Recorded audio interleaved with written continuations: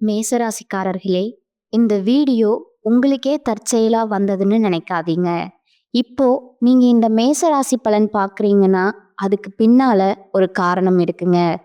சமீப காலமா மனசுல ஏதோ ஒரு குழப்பம் அல்லது எப்ப நல்ல மாற்றம் வரும்னு ஒரு கேள்வி இருந்தா, அந்த கேள்விக்கான பதில தேடி தான் இப்ப நீங்க இங்க வந்திருக்கீங்க. வணக்கம் நண்பர்களே. நீங்க மேசராசியா? அப்போ உங்களுக்கான ஒரு முக்கியமான பதிவு தான் இதுங்க. நீங்க ரொம்ப திறமையா இருக்கலாம், கடினமா உழைக்கலாம். ஆனா பண விஷயத்துல மட்டும் ஒரு ஸ்டக்கப் ஆன மாதிரி ஃபீல் பண்றீங்களா? வாழ்க்கையில அடுத்த லெவலுக்கு போகணும்னு முயற்சி பண்ணும்போது ஏதோ ஒன்று உங்களை பின்னுக்கு இழுக்கிற மாதிரி தோணுதா? கவலைப்படாதீங்க. உங்களுடைய மிகப்பெரிய தடையே உங்க பலமா மாத்தி செல்வத்தை எப்படி ஈர்க்கிறதுன்னு ஒரு சிம்பிளான ஆனா பவர்ஃபுல்லான வழியை நாம இப்ப பார்க்க போறோம்ங்க. மேசராசிக்காரங்க கிட்ட இருக்கிற ஒரு காமனான கேள்வி என்னன்னா, பணம் வருது ஆனா வர்ற வேகத்திலேயே போயிடுது, ஒரு வளர்ச்சி இல்லையே, ஏன் அப்படின்னு யோசிக்கிறீங்களா?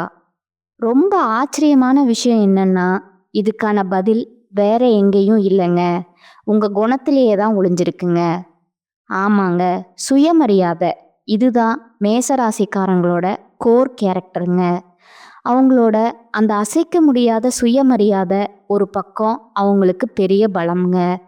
ஆனால் பல நேரங்களில் அதுவே அவங்க வளர்ச்சிக்கு பெரிய தடையாகவும் மாறிடுதுங்க. அது எப்படி வரமா இல்லாமல் சாபமாக மாறுதுன்னு இப்போ பார்க்கலாங்களா? இந்த ஒரு வரியை கேட்டாலே போதும், மேசராசியோட மைண்ட் செட் என்னன்னு நமக்கு புரிஞ்சிடுங்க. அவங்களுக்கு அவங்களுடைய கௌரவம், மரியாதை, பப்ளிக் இமேஜ் இது எல்லாமே ரொம்ப ரொம்ப முக்கியமுங்க. அதுக்கு ஒரு சின்ன பாதிப்பு வந்தால் கூட ஒரு செகண்ட் யோசிக்க மாட்டாங்க. அந்த இடத்தை விட்டோ அந்த உறவை விட்டோ உடனே வெளியே வந்துடுவாங்கங்க. பாருங்க, பிரச்சனையோட ஆணி வேரே இதுதாங்க. இந்த தீவிரமான சுயமரியாதை குணம் அவங்கள ரெண்டு தப்பான வழியில கொண்டு போய் விட்டுடுங்க. ஒன்று, யாராவது அவங்க மரியாதையை குறைச்சிட்டிங்களா, அந்த நிமிஷம் கோபத்தில் வேலையை விட்டுட்டு வந்துடுவாங்கங்க. இல்லைன்னா இதுக்கு அப்படியே ஆப்போசிட், யாராவது அவங்கள கொஞ்சம் புகழ்ந்து பேசிட்டாங்களா, அவ்வளவுதான், அந்த சின்ன புகழ்ச்சிக்கு மயங்கி அவங்க திறமைய சுரண்டுறவங்களுக்கு கூட வருஷ கணக்கா அடிமையா இருப்பாங்கங்க.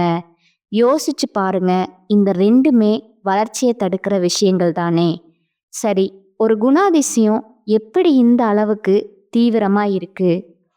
இதுக்கு பின்னாடி இருக்கிற ஜோதிட காரணம் என்ன? ஏன் மேசராசிக்கு மட்டும் இந்த சுயமரியாதை இவ்வளவு முக்கியமா இருக்கு? வாங்க தெரிஞ்சுக்கலாம். முதல்ல ஒன்று புரிஞ்சுக்கணுமுங்க, மேசங்கிறது செவ்வாயோட சொந்த வீடுங்க. செவ்வாய்னா யாரு? வேகம், வீரம், கோபம், செயல், இதோட மொத்த உருவமுங்க. இதுதான் மேசத்தோட பேசிக் நேச்சருங்க. ஆனால் இங்கே தான் ஒரு சின்ன ட்விஸ்ட்டுங்க. அந்த ட்விஸ்ட் இதுதான், செவ்வாயோட சொந்த வீட்டில் கிரகங்களுக்கெல்லாம் ராஜாவான சூரியன் வந்து உச்சமடைகிறாருங்க. சூரியன்னா என்ன? அதிகாரம், ஈகோ, கௌரவம், ஆளுமை. இதனால என்ன ஆகுதுன்னா, செவ்வாயோட வேகத்துக்கும் சூரியனோட கௌரவத்துக்கும் நடுவில் ஒரு பவர் ஸ்ட்ரகிள், அதாவது ஒரு அதிகார போட்டி உருவாகுதுங்க. இந்த ஜோதிட சிக்கலை புரிஞ்சுக்குங்க. இது ஒரு அருமையான உதாரணங்க. இப்போ யோசிங்க, செவ்வாய் தான் அந்த வீட்டுக்கு ஓனருங்க. ஆனால் உச்சம் பெற்ற சூரியன் அந்த வீட்டில் வாடகைக்கு இருக்கிற ஒரு பெரிய விஐபி மாதிரிங்க. சில சமயம் வீட்டு ஓனரையே அந்த டெனண்ட் கண்ட்ரோல் பண்ணுவார் இல்லையா? அதே கதை தான் இங்கேயும்ங்க.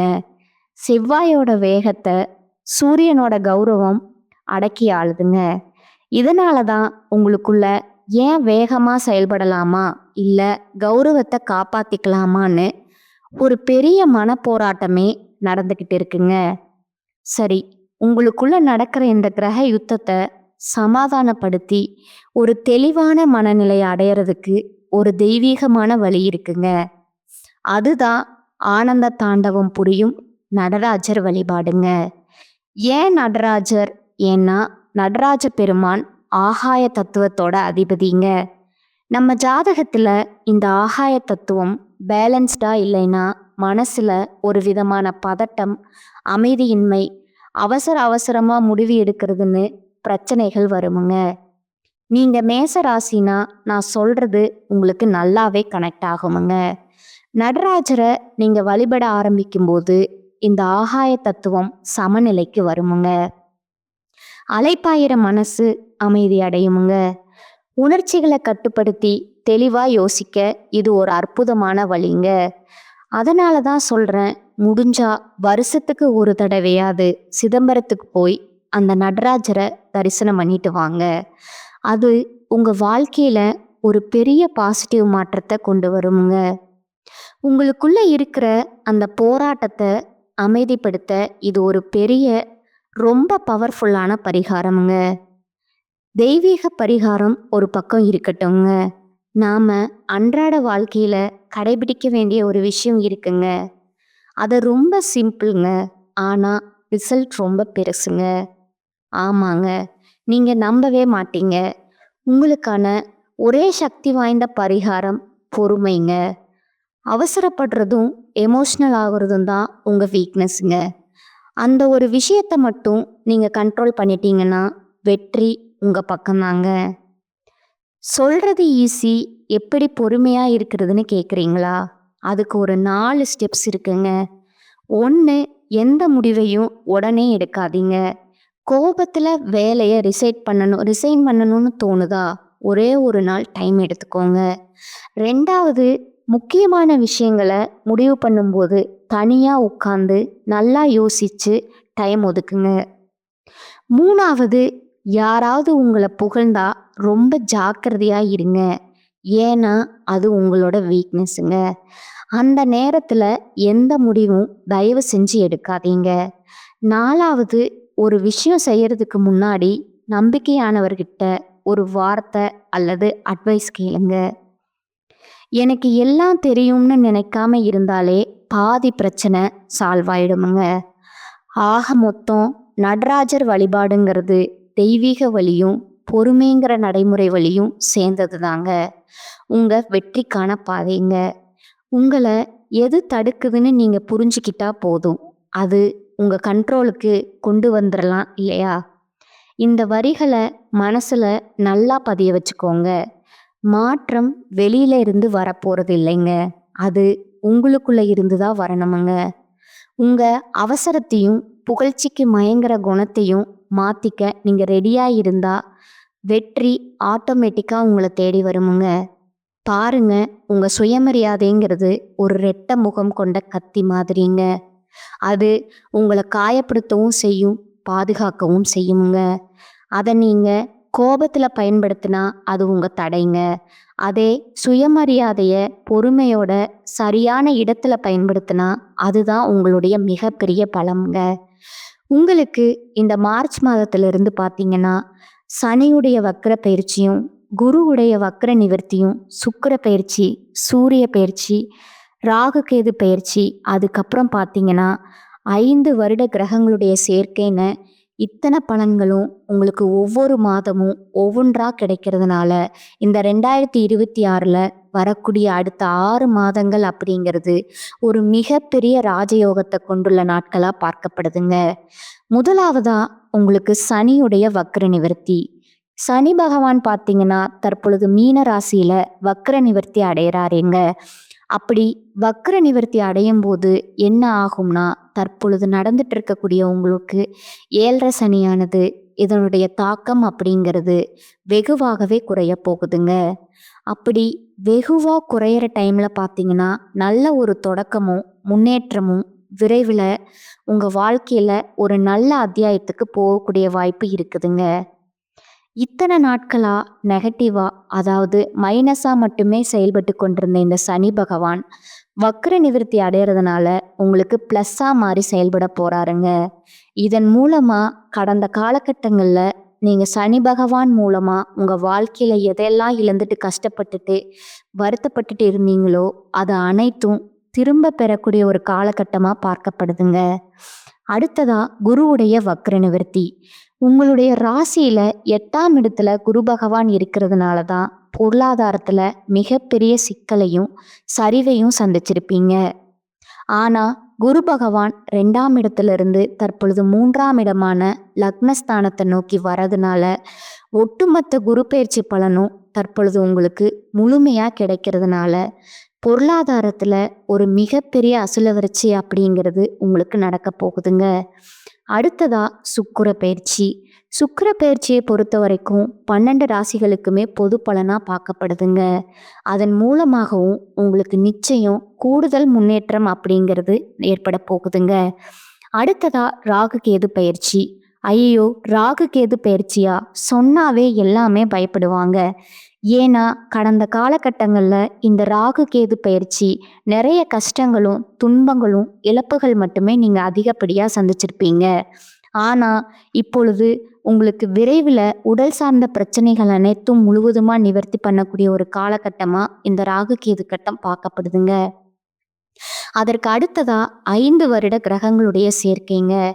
ஒன்றாக இருக்கிறதுனால நிறைய விஷயங்கள்ல நீங்க முயற்சி பண்ணிக்கிட்டே இருந்திருப்பீங்க. ஆனா ஏதாவது ஒரு தடங்களை பார்த்துருப்பீங்க. அது நடக்காமையோ கைகூடாமையோ போயிருக்குமுங்க. ஆனா தற்பொழுது இந்த வருட கிரகங்களுடைய மாற்றங்கள் ஒன்றாக இருக்கிறதுனால நீங்க நினைத்த காரியங்கள் அனைத்தும் உங்களுக்கு நிச்சயம் வெற்றியை தரக்கூடிய ஒரு காலமா வரக்கூடிய நாட்கள் அப்படிங்கிறது பார்க்கப்படுதுங்க. கடந்த காலகட்டங்களில் நல்ல ஒரு வேலைங்கிறது கிடைச்சிருக்காது. ஏதோ ஒரு கிடைக்கிற வேலைக்கு 10,000 ரூபா சம்பளத்துக்கோ 15,000 ரூபா சம்பளத்துக்கோ பிடிக்காத ஒரு வேலையை குடும்ப கஷ்டத்துக்காக வேற வழியே இல்லாமல் செஞ்சுட்டு இருந்திருப்பீங்க. ஆனால் இனி வரக்கூடிய நாட்களில் நீங்கள் படித்த படிப்புக்கு ஏற்ற மாதிரியும் உங்களுக்கு பிடிச்ச மாதிரியும் ஒரு வேலை அமைய போகுதுங்க. நீங்கள் எந்த வேலைக்கு ட்ரை பண்ணாலும் அந்த வேலை அப்படிங்கிறது உங்களுக்கு கிடைக்க போகுதுங்க. கோர்ட்டு கேஸுன்னு ரொம்ப நாட்களாக அலைஞ்சிட்டு இருக்கிற நபர்களுக்கு விரைவில் உங்களுக்கு சாதகமான தீர்ப்பு வருமுங்க. சொத்து பிரச்சனையும் உங்களுக்கு சாதகமாகவே முடியுமுங்க. சனி பகவானுடைய பார்வை உங்களுக்கு நேரடியாகவே இருக்குதுங்க. அதனால வருமானம் அப்படிங்கிறது பல வழிகளில் வருமுங்க. தொழிலில் லாபம் சற்று அதிகமாகவே கிடைக்குமுங்க. அரசியல்வாதிகளை பொறுத்த வரைக்கும் புதிய பொறுப்புகள் பதவிகள் எல்லாமே தானாகவே வருமுங்க. ஆரோக்கியம் மேம்படுமுங்க. சங்கடங்கள் நீங்குங்க. மறைமுகமாக உங்கள் தொழில் வாழ்க்கையிலையும் சரி இல்லற வாழ்க்கையிலையும் சரி நிறைய நபர்கள் வந்து தொல்லை கொடுத்துருப்பாங்க. இனி அவர்களுடைய தொந்தரவுங்கிறது முழுவதுமாகவே இருக்காதுங்க. நீங்கள் கடந்த காலகட்டத்தில் ஒரு கம்பெனியில் இரவு பகல் பார்க்காம உழைச்சிட்டு இருந்திருப்பீங்க.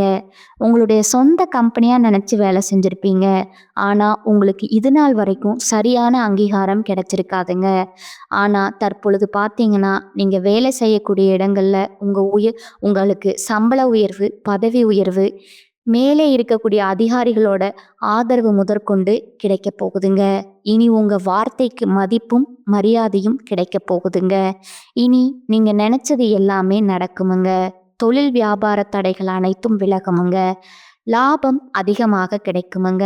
குடும்பத்தில் நெருக்கடிகள் விலகுமுங்க. வெளிநாட்டு முயற்சிகள் வெற்றியை தருமுங்க.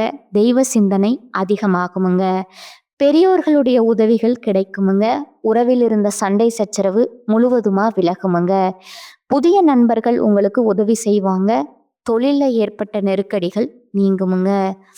கடந்த காலகட்டங்களில் திருமண நிலை அப்படிங்கிறது உங்களுக்கு நிறைய பிரச்சனையும் சிக்கலையும் சவால்களையுமே பெரும்பாலும் சந்திச்சிருப்பீங்க. ஆனால் தற்பொழுது பார்த்தீங்கன்னா விரைவில் நீங்கள் திருமண வாழ்க்கைக்குள்ளே அடி எடுத்து வைக்க போகிறீங்க. நிச்சயமாக உங்களுக்கு இந்த 2026 அப்படிங்கிறது வெற்றியையும் தரக்கூடிய ஒரு மாதங்களாக பார்க்கப்படுதுங்க. பிரிந்திருக்கக்கூடிய கணவன் மனைவி எல்லாம் பார்த்தீங்கன்னா டைவர்ஸ் அப்ளை பண்ணிக்கிட்டு வெயிட் பண்ணிட்டு இருப்பீங்க. சண்டை போட்டு தனியாக கூட வாழ்ந்துட்டு இருப்பீங்க. நீங்கள் மீண்டும் ஒரு முறை நேரில் சந்தித்து பேசக்கூடிய வாய்ப்பு கிடைக்கிற பட்சத்தில் கண்டிப்பாக இருவரும் ஒன்றாக இணைந்து வாழ்வீங்க. குழந்தை பாக்கியத்திற்கு ஏங்கிய மேசராசி நேயர்களுக்கு விரைவிலேயே குழந்தை பாக்கியம் கிடைக்க போகுதுங்க. அடுத்ததா பார்த்தீங்கன்னா உங்களுக்கான நட்சத்திர பலன்களை பார்க்கலாங்களா? முதலாவதா இருக்கக்கூடிய நட்சத்திரம் பார்த்தீங்கன்னா அஸ்வினி நட்சத்திரமுங்க. ஒரு குறிக்கோளை மனதில் வைத்து துணிவுடன் செயலாற்றுவீர்கள். உங்கள் பேச்சு திறமை அதிகரித்து அதனால பல காரியங்கள் சிறப்பாக நடந்து முடியுமுங்க. முக்கிய பிரமுகர்களோட அறிமுகம், அவர்களால உதவி ஆகியவையும் கிடைக்கலாமுங்க. நீங்க செய்யும் காரியங்களுக்கு உதவுவதற்காக யாராவது ஒருவர் துணை நிற்பாருங்க. உங்களுக்குள்ள இருந்த பகைகள் விலகுமுங்க. 2வதா பரணி நட்சத்திரக்காரங்க. தொழில், வியாபாரம் விரிவாக்கம் செய்ய எடுக்கும் முயற்சிகள்ல சாதகமான பலன் கிடைக்குமுங்க. கடன் பிரச்சனைகள் தொல்லை தராதுங்க. போட்டிகள் விலகுமுங்க. உத்தியோகத்துல இருப்பவர்கள் உயர்ந்த நிலைக்கு வருவாங்க. உழைப்புக்கு பலன் கிடைக்குமுங்க. உங்கள் மீதான மதிப்பு உயருமுங்க. சக தொழிலாளர்களிடம் நிதானத்தை கடைபிடிப்பது நன்மை தருமுங்க. கோபத்தை குறைத்து தன்மையாக பேசுவதால காரிய வெற்றி உண்டாகுமுங்க. எதிர்பாராத செலவும் இருக்குமுங்க. 3வதா பார்த்தீங்கன்னா கார்த்திகை 1ஆம் பாதம். குடும்பத்தில் இருந்த பிரச்சனைகள், எதிர்ப்புகள் தீருமுங்க. கணவன் மனைவிக்கிடையே அன்பு அதிகரிக்குமுங்க. பிள்ளைகள் மூலம் உங்களுக்கு பெருமை உண்டாகுமுங்க. பெண்கள் சாமர்த்தியமான பேச்சின் மூலம் காரியங்களை வெற்றிகரமாக செய்து முடிப்பீர்கள். கடன் பிரச்சனைகள் கட்டுக்குள் இருக்குமுங்க. தொழில் தொடர்பாக வீண் அலைச்சல்கள் இருக்கும். புதிய ஒப்பந்தங்களில் கையெழுத்திடுவீர்கள். உங்களுக்கான பரிகாரம் பார்த்தீங்கன்னா ஆதி பராசக்தி அன்னையை வணங்குறது உங்களுக்கு நல்லதுங்க. இந்த சேனல் உங்களுக்கு பிடிச்சிருந்தா லைக் பண்ணிக்கோங்க, ஷேர் பண்ணிக்கோங்க. வாழ்க வளமுடன், வாழ்க பல்லாண்டு. நன்றி, வணக்கம்.